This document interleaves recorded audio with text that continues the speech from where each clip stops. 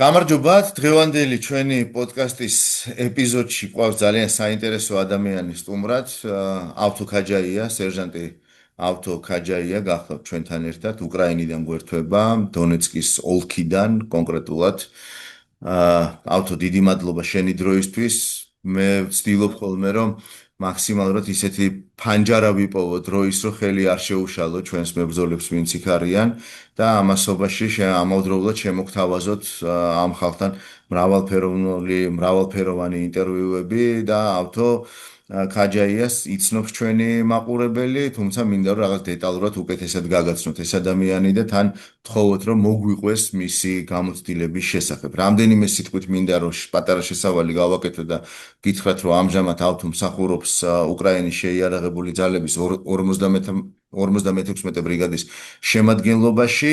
ავთოს სამხედრო ბექგრაუნდი საკმაოდ შთამბეჭდავია, ის მსახურობდა ცხადია საქართველოს შეიარაღებულ ძალებში, მონაწილეობდა უამრავ სამხედრო მისიაში, სხვადასხვა საბრძოლო მოქმედებებში და სიტყვა ახლა მას, ავთო, მოდი დავიწყოთ იმითი, თუ სათხარ ახლა რა არის შენი ამოცანები, შენი ფუნქციები, რისი თქმაც შეგვიძლია, რა თქმა უნდა და მაყურებელს შევძლებ ჩვენ არ ვცდილობთ რომ რაღაცა ისეთ დეტალებში შევიდეთ და ისეთი რაღაცეები გითხრათ, რასაც კრძალავს კანონი მედიის შესახებ უკრაინაში პირველ რიგში, ხო? ასე რომ ავთო, დიდი მადლობა და მოდი დავიწყოთ. მოდი დავიწყოთ იმით სათხარ ახლა და რა არის შენი ამოცანები და მიზნები. მოგესალმები, დიდი მადლობა თქვენ ჩართვისთვის. პატივია, მივესალმები მაყურებელს. ამჟამად ვიყოფები 56 ბრიგადაში, დონეცკის რეგიონში, კონკრეტულად ქალაქ სვირდავას და დასახლებას. მუშაობთ ბიჭები, ჩემი ჯგუფი ვართ უპილოტო საფრენ-აპარატებზე, დრონებზე, არის FPV დრონები, ჯგუფი, არის ვამპირის ჯგუფები, დიდი დრონები რომელიცაა და ჩასოვი არის მიმართულებაზე მუშაობთ დრონებით. ამჟამად დრონებით, უკვე 6 თვეა ასე ვართ. ავთო, რითია განპირობებული? მოდი, სანამ ამ კონკრეტულ საკითხს შევეხმაროთ, მოდი მინდა გკითხო ესეთი რაღაც. მე ვიცი, რომ შენ 2022 წლის 6 მარტიდან იმყოფები უკრაინაში, რუსეთის ფართომასშტაბიანი შეჭრის პრაქტიკულად პირველივე დღეებიდან. და მინდა გკითხო შენი თვალით დანახული, შენ ხარ სერჟანტი, უშუალოდ ხმელეთზე, უშუალოდ შეხების კონტაქტში, ეგრეთ წოდებულ ნულოვან პოზიციებზე იმყოფებოდი, რითი როგორ განვითარდა საერთოდ 2022 წლიდან ეს ომი? იმიტომ რომ ჩვენ გვახსოვს ვინც თვალს ვადევნებდით, რომ ძირითადად სხვა შეიარაღებასთან გქონდათ თქვენ უფრო ურთიერთობა და ახლა დრონებზე გადახვედით, ხო? აი, ეს ევოლუცია როგორ მოხდა? ხო, დავიწყეთ, შევიკრიბეთ, თავიდან იყოს სხვა ჯგუფი იყო, სხვა მეთაური იყო. პირველი შეტევა რომ ვიყავით მოიერიშე ჯგუფი რა. თავიდანვე გავაკეთეთ შეტევა ავდეევკისკენ და მე ისე მოხდა რომ ეს მეთაური რაღაც ჯანმრთელობის გამო წავიდა და თვითონ ბიჭებმა გადაწყვიტეს რომ მე ყოფილიყავი პასუხისგებელი რა. თვითონ ჩვენმა ქართველებმა და აი იქიდან უკვე დავიწყეთ ჯგუფის ჩამოყალიბება, მოიერიშე ჯგუფი, უკრაინულად რო თქვა, შტურმავიკები მოიერიშე. და მუშაობდით სხვადასხვა ბრიგადებში, 100,000-ში მუშაობდით, ორი შეტევა მან გავაკეთეთ. 25 ბრიგადაში გადაგვიყვანეს მე თვითონ ბრიგადის მეთაურობამ, რომ ერთად მუშაობდნენ ავდეევკის მიმართულებაზე 100,000 და 25 რა და იქაც დავეხმარეთ რა, ორი შტურმი გავაკეთეთ და იქ დავიჭერი მე რა ბოლოს და თავიდან 100,000-ში ბევრი დაგვეჭრა ბიჭები 2014 წლიდან მოყოლებული, რუსების პოზიციებზე მივიტანეთ იერიში რა, პირველი შეტევა განხორციელდა და მაგ მიმართულებაზე რა.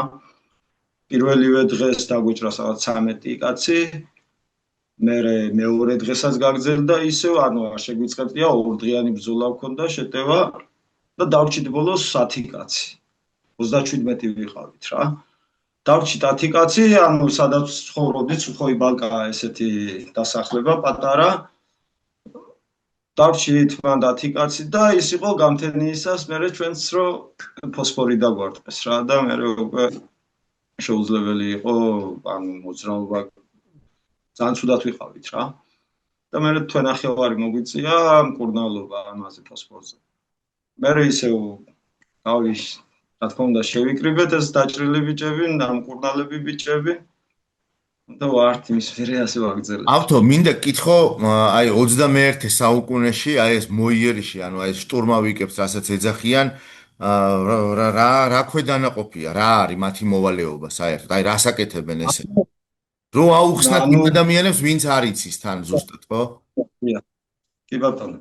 ანუ ეს მოიერიშე ჯგუფი ჩამოაყალიბეთ ჩვენ თვითონ ბიჭებმა ამ იერიშე ანუ ბრიგადის მეთაური და ისინი მეტყოდნენ სიტყვაზე აი აქ არის რუსი და მე ვთხოვდი რა აეროდაზვერვა იყო ის კამერებით დრონებით გადაღებული ანუ აეროდაზვერვა სურათები რაღაცა თვითონ მე ჩვენ გეგმავდით რა ბიჭები რა ანუ თვითონ უკრაინელები გაიწეოდნენ და რაც მე იარაღი მჭირდებოდა სიტყვაზე იმას ვეუბნებოდი და იარაღით გვეხმარებოდნენ და სურგით რა ანუ უკნიდან გვაზღვევდნენ დრონით არტილერიით და ანუ თქვენ იყავით შემტევი ძალა, ესე იგი ვინც მიდიოდა პირველი 7 შტურმი მაქვს გაკეთებული 7 შეტევა რა ანუ 7 შეტევა სადაც თითქმის ყველა დავიჭერით ორ-ორჯერ და ესეთი რაღაცა რა ანუ დავიჭრებოდით იმკურნალებდით შევდიოდით ისე რა ანუ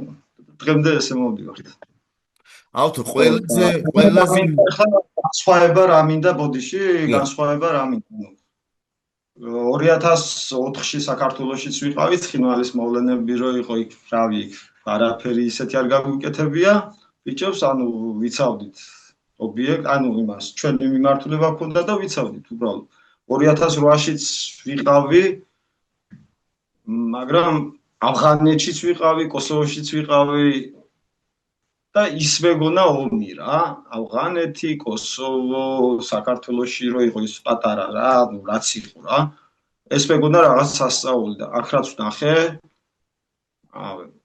ძალიან სხვანაირი ომია რა აი სხვანაირია შენ თვითონ უნდა გადაწყვიტო ველზე რა როგორ უნდა გააკეთო წამებში სიტყვაზე გეგმავ რაღაცას მიდიხარ და ის სხვა სიტუაცია ხდება რა ანუ იქ უცებ უნდა შეცვალო ისე რომ თავი გადაირჩინო და თან დავალება შეასრულო რა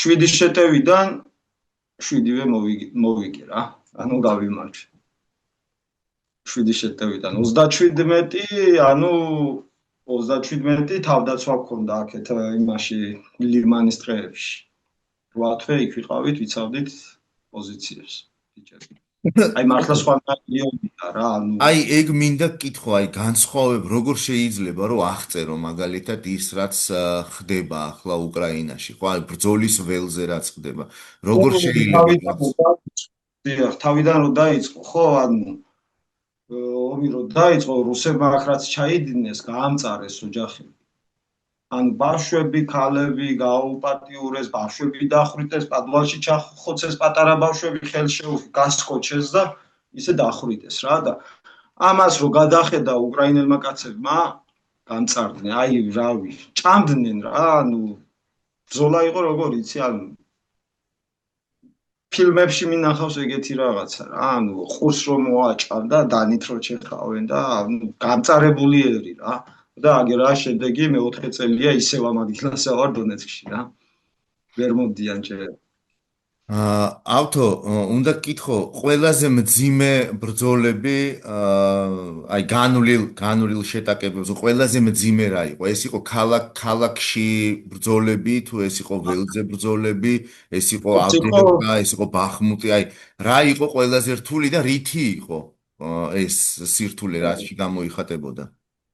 ანუ ყველაზე რთულად ჩავთვლი ბახმუტს. ბოლოს სადაც ვიყავი, ბოლოს ტურნი, ანუ ბახმუთი რო იკარგებოდა უკვე რა, ძალიან გაცხელებული სიტუაცია რო იყო. დავალება მქონდა ანუ 2 სანგარის აღება და რავი, ისეთ ლუღამში შევედი 4 ავიღეთ რა.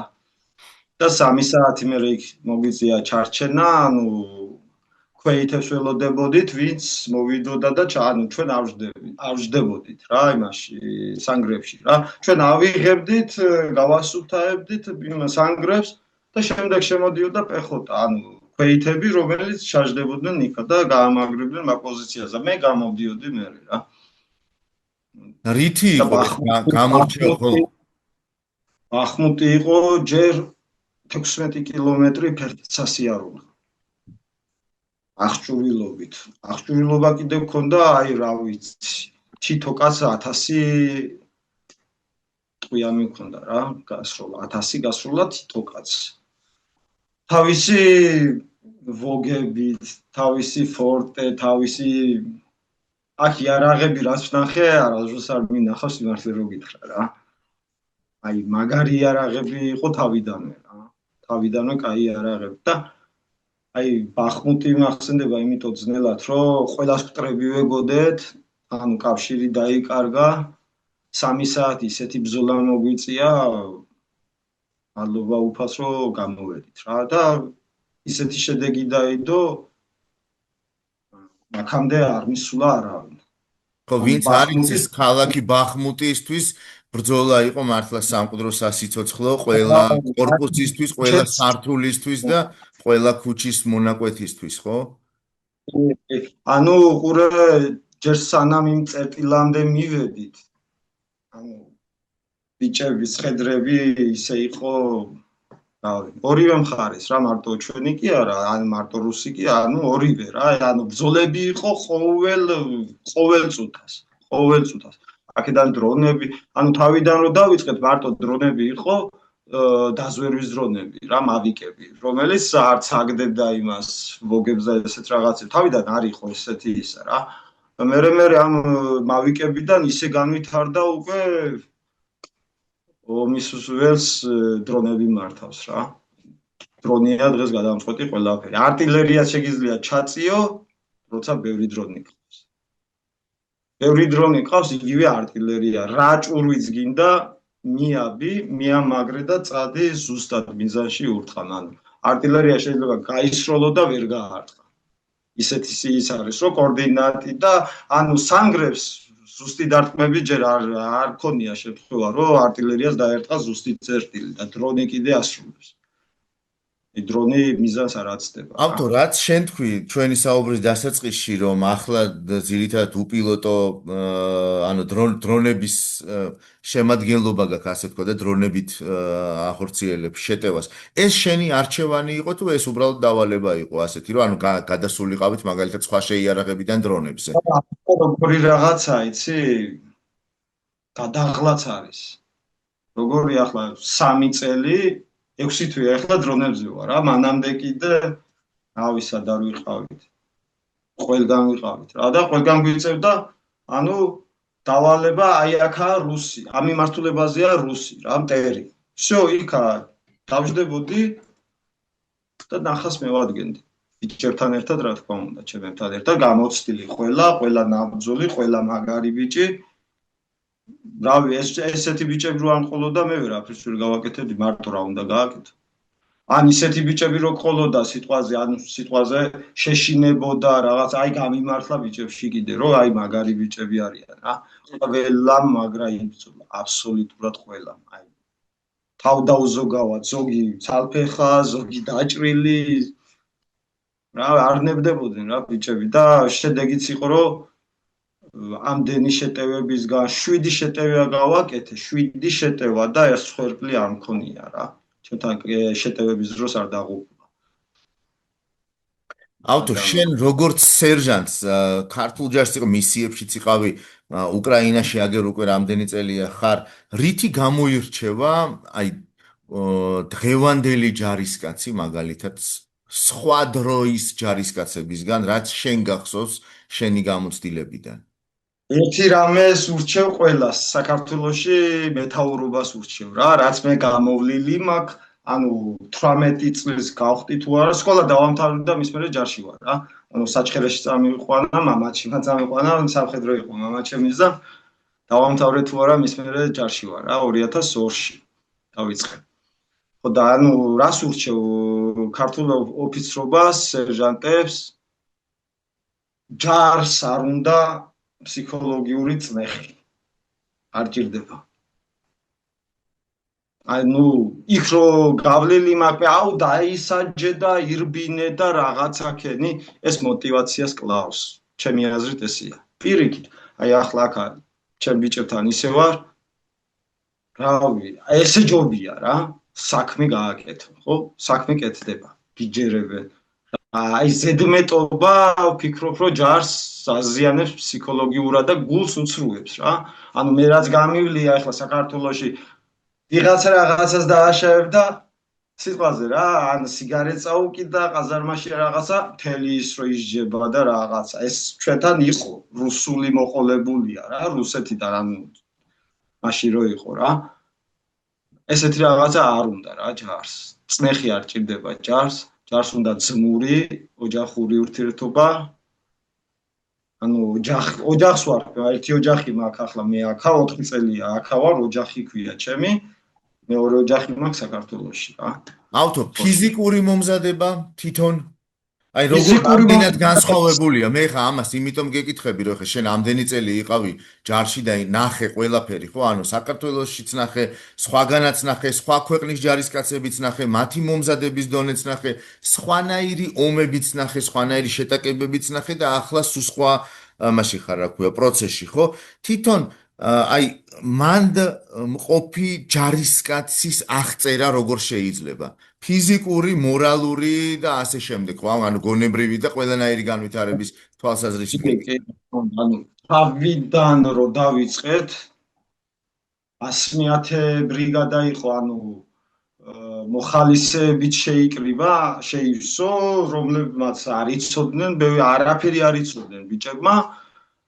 და ჩვენ ვიყავით 32 კაცი, აი მაშინ 100-ში და 130 კაცი მოგვიყვანეს უახლები და ჩვენ ვასწავლეთ ქართველებმა ბიჭებმა რა. გავინაწილეთ ვის რა სფერო ესმოდა რა. მოდი შენ სამედიცინო, მოდი შენ შეტევას, მოდი შენ ტაქტიკას, მოდი შენ ფიზიკურ მომზადებას 3 კვირაში 130 კაცი ისეთი იყო მაგრა იბრძოლეს და ჩვენთან დადიოდა ანუ ქართველების გარდა ჩვენ არ შევალთ. ხო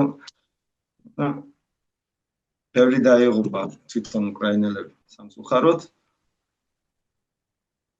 გამოუცდელობის გამო ანუ წური რომ მოდის артиლერია რო დაიწყებს უკვე მუშაობას ანუ როგორ აიცი შეტევა გააკეთე და ეს ანგარი გაასუფთავე რა გასუფთავება ქვია სადღაც 5-10 წუთში უკვე იწყებენ артиლერიას მოდის артиლერია აი მაგ მომენტში როგორი სიტუაცია იცი ანუ შეასრულე შენი დავალება თუ ისეთი სანგარია რომ артиლერიისგან ვერ დაგიცავს უნდა გაეცავ უეჭველი უნდა გახვიდე უკან რომ სანამ დაიწყება დაბომბვა რა ერთხელ ვერ იმავსქენით ვერ მოახერხეთ და სამწუხაროდ 6 კაცი დაგვეჭრა მასზე რა артиლერიით ერთი ვიდეოებიც მაქვს გამოყვანა ეს გიგაური ჩვენი ერთად ვიწექით რა და ჩემთან დავარდა ჭური და გიგაური დაიჭრა ფეხში ანუ артиლერია იყო მაშინ და ეხლა დრონი артиლერია შეცვალა დრონმა რა ახლა ასოციანი რაც მოიცოლოს 100 მმ-იანი სიტყვაზე მინამიოტმა ის 100 მმ-იანი 3-4 ცალი მიაქვს დრონს ერთად რა ანუ მთლიანი მას ან ჩააყოლებას ასუთაებს გადაჭერა დრონების გადაჭერა აი ეს ახლა ჩვენ ესეთ რაღაცები გვაქვს რა ანუ სანადირო თოფები ჯობია ყველას რომ მიცოდეთ ეხლა ეს რები კი ანუ რების სიხშირეს უხშობს რა ანუ ხედვას უკარგავს პილოტს რა ანუ უმღრევს და მიზანში შეიძლება გაარტყას შეიძლება არა მაგრამ თოფი უნდა კონდეს რა ანუ ჩვენ გვაქვს მჭიდიანი 12 კალიბრია რომელიც მუშაობს 5 კაცი რო ხარ ვერანაირი დრონი ვერ უნდა გაიკარო ანუ არ უნდა გაიკარო რა დრონი უნდა ებრძოლო დრონს თუ გაეკეცი მოგტები დრონს როცა ნახავ ხო და თუ ზურგი შეუქციე და გარბი ხარ უეჭველი მოგტები ერთი რჩევა ყველას დრონი ნახე 3-4 კაცი ხარ ესროლეთ უნდა ესროლო თუ არა დრონს ვერ გაეკცევი შანსი არ აქვს თანამედროვე ჯარისკაცი ახლა უკრაინაში 2026 წლის მარტის დასაწყისში. როგორ გამოიყურებ? ეს არის ფიზიკურად ძლიერი, მომზადებული, მოტივირებული. აი, როგორი ტიპია? ანუ ტიპაჟები არიან გამძლეობით, აი ალალად ვიტყვი გამძლეობით რა, ანუ ფიზიკურად სიარული აიღე, იქ სიცივისგან ესენი ხო მიჩვეულები არიან, აქ სხვადასხვა 23-25 გრადუსია ხოლმე ზამთარში, აქ ველზე რა, ანუ სადაც ისა ბლინდაჟები და სანგრები და გამძლეობაში მაგრები არიან, ფიზიკურად ყველა ძლიერია, ანუ და რავი, მაგრადგანან რა ბიჭები რა. ან ძალიან შეუძლია რომ ისროლო, შეუძლია რომ დრონი მართოს, ან ერთ ჯარისკაცს უნდა გქონდეს ერთ ბევრი უნარი, კვირაში ხო? ერთ კვირაში ყველაფრის მცოდნეები არიან.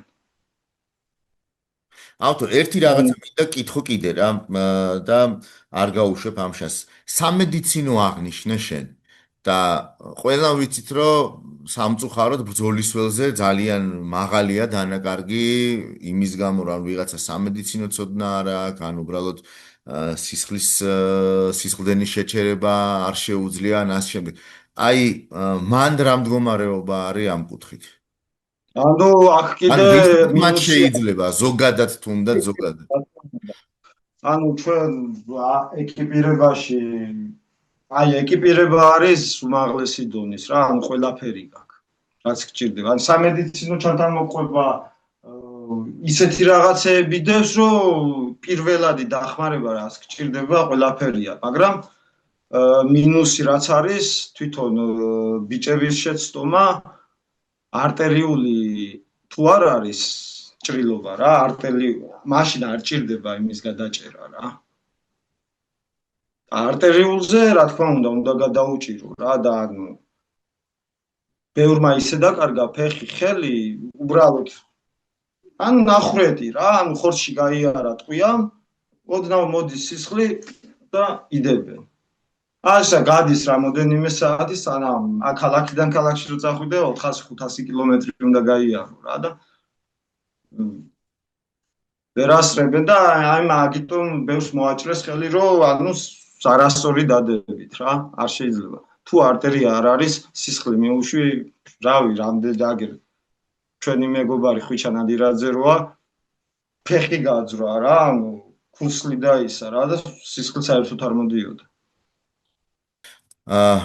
სამწუხაროდ იყო დანაკარგიც, ავთო ხო, ბოლო დანაკარგი ბაჩო იყო ხო, ბულისკირია, იქნება გვითხრა. რა მოხდა? პოზიციაზე ანუ შედიან პილოტი ანუ შედიან სამი კაცი, ანუ პილოტი და ორი დამხმარე. ორი დამხმარე ეს ქვია ინჟინრები, რომლებიც ამ დიდ ჭურვე, ანუ ხელნაკეთი ბომბებია რა.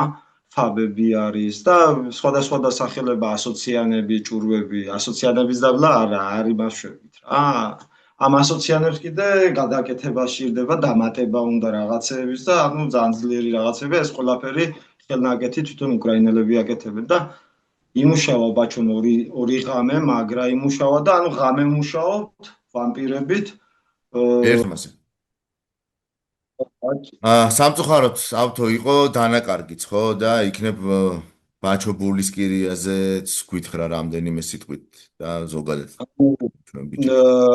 მე ვიყავი შესული, 5 დღე ვიყავი შესული და ნუ ჩემი პოზიცია სადაც იყო, მაგის გვერდზეა რა, ანუ ჩაყოლებაშია 3 პოზიცია ჰქონდა რა ჩვენ ქართულებს და ანუ გვერდზე პოზიციაზე ბაჩო შევიდა, ანუ ჩემთან მოვიდნენ რაღაცები, საკვები და ესეთი რაღაცები მომიტანა რა მანქანით და ორი ღამე მაგრა იმუშავა, ძალიან მაგრა იმუშავა და ღამე როცა მუშაობთ ეს ვამპირები, ანუ დღე იძინებენ ბიჭები და 6 საათზე წამოწყვნენ შიგნით იმაში და გარეთ ანუ ყოველთვის პასატკებში დაბომბები რა, FPV მოვა, რაღაცა ანუ ბომბავენ რა, მას ზუსტად ვერ ურტყამენ და სანგართან დავარდა ასოციანი ჭურვი.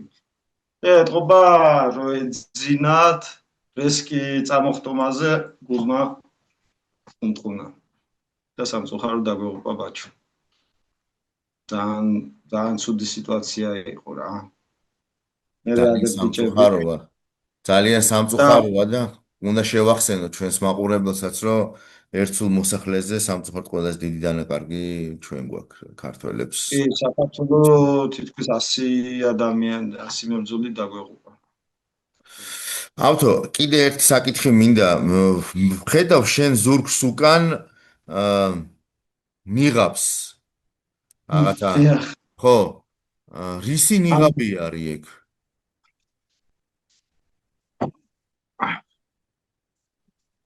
ეს არის ანუ ახალი ნიღაბია, რომელიც ახლა უკვე ყველას დაგვირიგეს, რაღაც ერთი კვირაა რა. იმიტომ რომ რუსები სანგრებში, რავი, ყველგან აქაც ახლა სადაც ავართ რა ქალაქში, აქაც უკვე დაფრინავენ FPV-ები, ღამე შეშახიდები ხო დაფრინავენ, კაბები გვესვრის, გრადების გვესვრის უკვე. და ანუ ეს იმიტომ დაგვირიგეს, რომ რაღაც ხიმიკატებს ურევენ ჭურვებში რა. რაღაცა ნისლივი დადგება, მერე სუნი აქვს და ანუ ძალიან ისეთია რა. და ბლინდაჟებში ისეთ რაღაცებს ყრიან, აი შეიძლება მოგტე რა, უცებ იქ ეს თუ არ გეტნა რა. ანუ რაღაცა მომწავლელ აირებს უშვებენ? მომწავლელია აირი, რომელიც ჯერ ვერ გაირკვა რა არის. ანუ ისეთი რაღაცა არაფერი თითქოს და იგუდები. რამდენი ხანია რაც შენიშნეთ ესეთი რაღაც ნივთიერებების გამოყენება? პრინციპში სულ იყო ლაპარაკი, რაღაც ქიმიური არახს იყენებდნენ რუსები, მაგრამ ეს რახან დაარიგეს, ალბათ რაღაცა განსაკუთრებული სიტუაცია შეიქმნა, ხო? ანუ სულ იყო ესეთი რაღაცა, მაგრამ ეხლა შეიძლება გააუმჯობესეს. თვითონ რუსებმა ეს ხიმია რა, არ ვიცი რა არის. ეს უეჭველი უნდა გქონდეს ყველას. ამას დრონებიდან ყრიან თუ რაღაც სხვა საშუალებებიდან? დრონებიდან ყრიან. დრონებიდან ის. ანუ არის ფაიგი პატარა ვოგებს რო ეძახიან რა. და მაგ გასკდება და ბოლი დგება. არ ვიცი რა არის. ამიტომ მაქსიმალურად თავს უნდა გავუთხილდეთ, როცა ესეთი რაღაცა საშუალებები არის, უნდა გამოვიყენოთ. ყველაფერი უნდა გამოვიყენოთ. ანუ მე პირველად ფოსფორი რო დამარტყეს, ანუ ბიჭებს რო დაგვარტყეს ფოსფორი, მართლა ის პირველი ფოსფორი იყო სხვათა შორის 2022-ში. სად იყო ეს? ეს იყო იგი იყო სტარი ნიკოლაევკა. ესეთი პატარა სოფელია, სადაც უკვე ავდეევკა არის მერე რა იქით. სტარი ნიკოლაევკა, იგი სუხოიბალკა და ესეთი რაღაცები, სოფლები რა, მისადგომებია უკვე ავდეევკის. და მანდ ვიყავით, ანუ ეს ორღიანი ბრძოლა რო იმას ვქედით, ბიჭები ევაკუაცია გავაკეთეთ.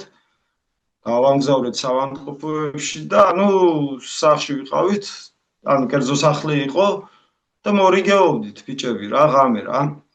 და დილის 4 საათი იყო, მე და ერთი ციკოლია ჩვენი მეგობარი, მე და ციკოლია ვიყავით გარეთ რა, ანუ მორიგეობდით ბიჭები დანარჩენი ისვენებდა და უცებ რო გაანათებს ზევიდან და არც ვიცოდით მაშინ რა იყო ეს ფოსფორი. რაღაცა სხვა ბომბა გვეგონა რა. და ეს რო გაანათა, ანუ მოდის მე ეს ფარდასავით, ანუ ცეცხლია რა.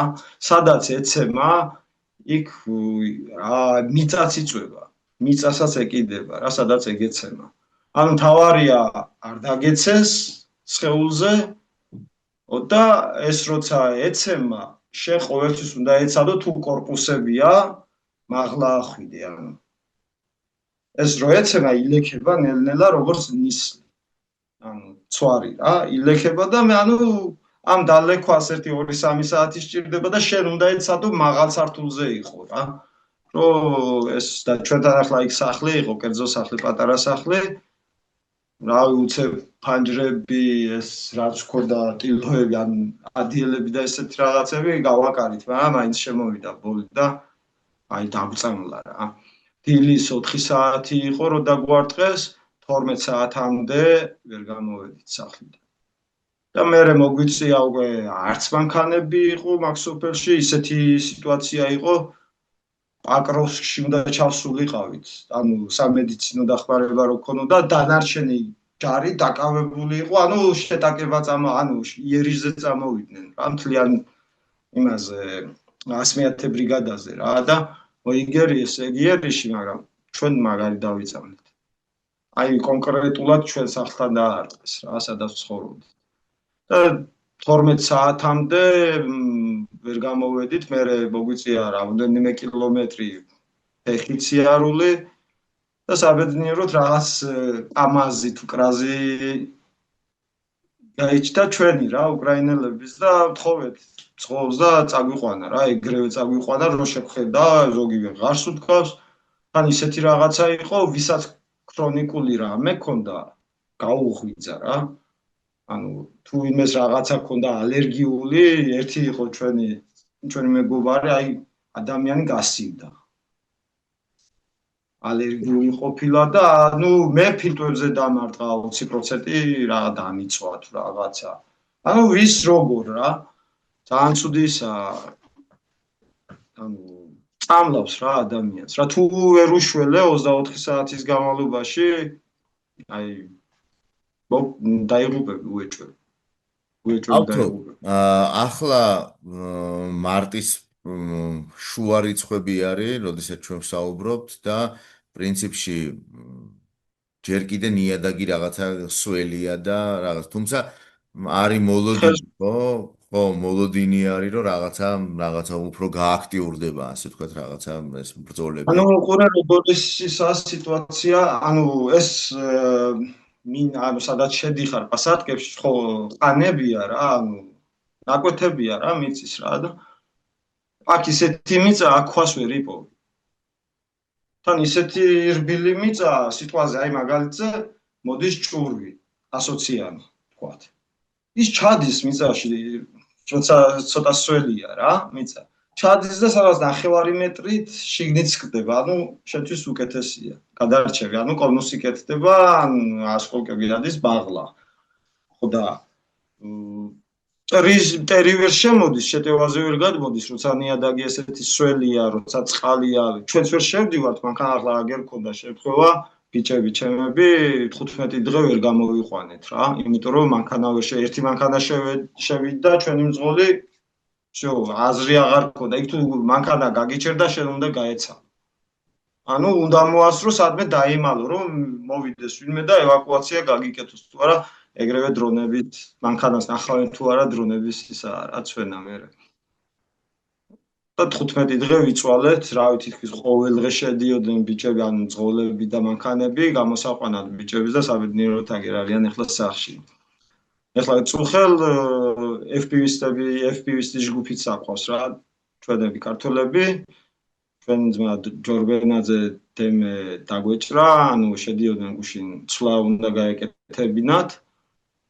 და შესვლის დროს მძღოლმა ნახა ეს დრონი რომ მოძდებდა რა და მოასრეს ბიჭებმა გადმოხტომა მანქანიდან რა და რო დაეცა ანუ დემე დაიჭრა და მძღოლი რა ჩვენ მძღოლის სუბუქად რა და დემეს ან წესქვევით რა ეს ასკოლკები აქვს ბევრი და უკვე კარგათაა მოუღეს ყველაფერი და კარგათაა ბიჭი რა არაფერი საშიში არ აქვს მადლობა ღმერთს. ეხლა მე არ მინდა რომ ვისარგებლოთ ცუდად შენი დროით და ბოლოს მინდა კითხო ესეთი რა.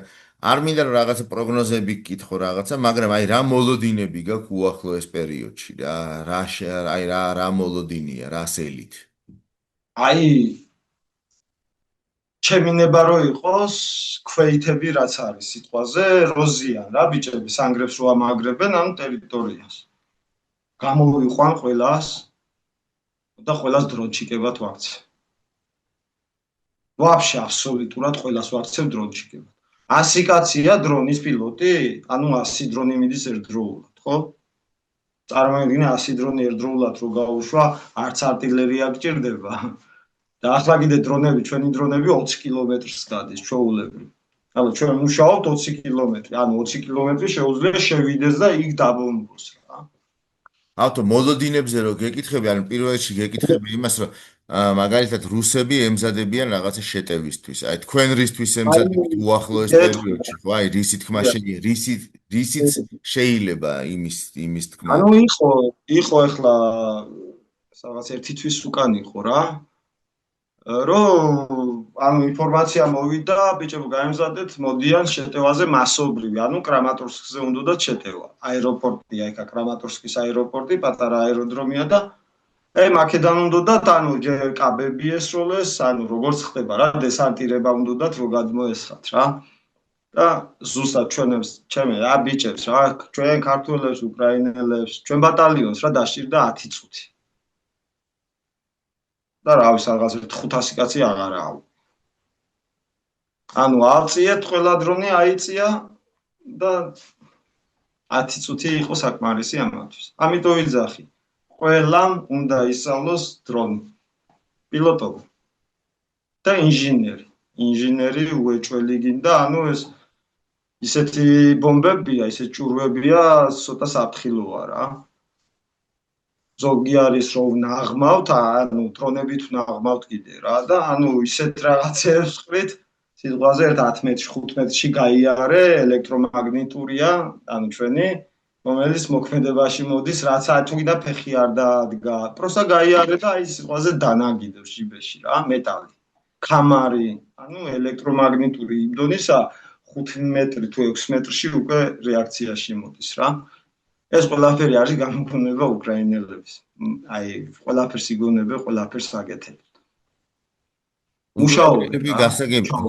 რუსები თუ შეიცვალნენ რუსებმა თუ ისწავლეს რაღაცა ისეთი რომელიც ქმნის ძალიან სერიოზულ ხიფათს არ ვამბობ მხოლოდ მაგალითად დრონებზე ან რაკეტებზე ზოგადად ვამბობ აი რასაც უყურებ 2022 წლიდან შენ აი ქვეითები თან რაღაცა არც ისე არ გავაკეთოთ რომ არ შევაფასოთ სწორად ხო მაგრამ ნუ ყოველში რაც არის შენზე ძლიერად უნდა მე როცა შევდივარ სიტყვაზე იმას შტურმზე ანუ შეტევაზე როცა გადავდივარ რომ მეტყვიან სიტყვაზე 12 კაცია მე ვანგარიშობ 20 კაცამდე რა ანუ მეტი შეიარაღება ჩვენ რაც აგვაქვს მაგაზე მეტი უნდა გათვალო ყოველთვის ანუ მტერს უნდა დაუთვალო ორმაგი რა შენ რაც აგაქვს ანუ შენ რას გააკეთებ როცა თავდაცვაში ხარ ხო ანუ რა ხო ვიცი არა მე რას გავაკეთებ ხო ზუსტად ანალოგიური ის უნდა იფიქრო ანუ G2-ის თემაა ესა რა დაზვერვის თემაა ცოტა რაღაცები გარკვეული ვარ ამ G2-ის თემებში და ანუ ტერი ხარ შენ G2 როცა ხარ რა ანუ შენ გეგმავ ისეთ რაღაცას მოდი და მომერიე რა ანუ ისე უნდა დაგეგმო რომ შენზე ძლიერი იყოს ტერი რა ყველაფერი შეიარაღება ყველაფერი და აი ესა ისე უნდა დაგეგმო აბა როგორ აჯობებ როგორ შეხვალ შესულას გააჩნია რამდენ მეტრში მიეპარები სიტყვაზე სანგარს რავი არ გამჭირებია სიმართლე რო გითხრა მართლა არ გამი აი ნუ ერთი იყო ის თვალში რომ მომხდა ან რო დავიჭერი რავი ვაგნერის მეთაური რო იყო პრიგოჟინი ისის ლაპარაკობს ჩვენზე ლაპარაკობდა რო ვიღაც გიჟები არიანო რა არსად არ გავჭირებია სიმართლე რო გითხრა რა ქვეითები რუსები რა ვიცი მე არ შეხვედრია ისეთი ჯარი რო იძახიან ანუ რეკლამა როა რა არ ვიცი სად არის აბა ეს ჯარი ვერ ხვდები რა სად ყავს ჯარი რუსეთს რო ანუ გეონე 7 შეტევიდან 7-ვე მოვიგე უმსხვერპლად აი ბახმუჩი ისეთ ადგილას ვიყავი არ ვიცი აი მთავარი ტრასა სადაც ახალახში შესასვლელი მაგის გვერდზე პასატკა ორი სანგარი მითხრეს და ისეთ მუღამში შევედი ბოლოში ჩავედი რა არა ანუ გარბიან სადაც მისულა გარბიან ანუ ვინც ვერ გაიქცევა ხო კაი და ანუ გარბიან რა ყოველთვის მოუმზადებლები არიან თუ რითი არის გამოწვეული ეგ ანუ არის ქვედანაყოფები რუსულები ძალიან ძლიერებიც არიან, ანუ DRG-ს რო ეძახიან რა. ეგენი სხვანაირად მუშაობენ, ეს შეჟონას აკეთებენ, ანუ გადაცმულები დადიან და ესეთი უიარაღო დადიან და მაგრამ ქვეითები აი სიმართლე რო გითხრა, არ შემხედრია რა, ისეთი რომ აი რაღაცას ვიზამ რა. არ შემხედრია. მაგრამ DRG-ს გამოყენება აქტიურად აკეთებენ. DRG მუშაობს, ანუ სხვანაირად, ანუ DRG-ა ძალიან ისეთი მომზადებული რა, რომ სპეცები არიან რა. მაგრამ მუშაობენ, კი. აღიარებ, რომ მაგრამ მუშაობენ.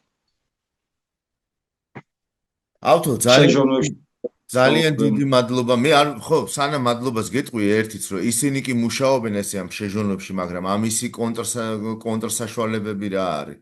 არის. მე ახლა არ მოყალიბდები, მაგრამ ჩვენები უფრო მუშაობენ კიდე იქით. კეთილი. ანუ გური არის, ანუ მაგრამ აი, მუშაობენ. აღარ ჩამოთვალო ესე. ავთო, ძალიან დიდი მადლობა მინდა გითხრა შენი დროისთვის. მინდა გისურვოთ ყველას ჯანმრთელობა და უსაფრთხო დაბრუნება სამშობლოში და ცხადია წარმატებები რა, წარმატებები ვიქნებით თქვენთან კავშირზე და აბა დროებით და მიერად. შეიძლება ერთი წუთი რო იმას აქვნა, აუცილებლად. ერთი წუთი აი თქვენი ეთერის საშუალებით ჩემ ბიჭებს მინდა მადლობა მოუხადო რა. აი უკვე მეოთხე სეზონი, ამ სეზონებს ვარქმევ რა. ეს არის მეოთხე სეზონი, ანუ შეკრების რა. რო დავიჭრებოდით რაღაც ზოგი ცუდად იყო, ზოგი რა, ანუ მეოთხე შეკრებაა და ყველა ოთხივე შეკრებაზე ბიჭები ვინც არის, მადლობა მინდა უთხრა ყველას რა. ანუ მაგად გარეშე შანსი არ მქონდა არაფრის. აი არაფრის. თან ისეთი ბიჭები შევიკრიბეთ, არ ვიცი, აი მართლა მაგარი რა. კარგი, კაი ხალხი და აი მადლობას ვეთქვი ყველას თქვენი ეთერით. მოვიკითხავ პირველ რიგში ოჯახს და თელ საქართველოს. 7-8 წელია უკვე ოჯახი არ მინახია და კარგად იქნება ყველაფერი. კარგად იქნება, დარწმუნებული ვარ. მადლობა ავთო კიდევ ერთხელ ძალიან დიდი და მადლობა.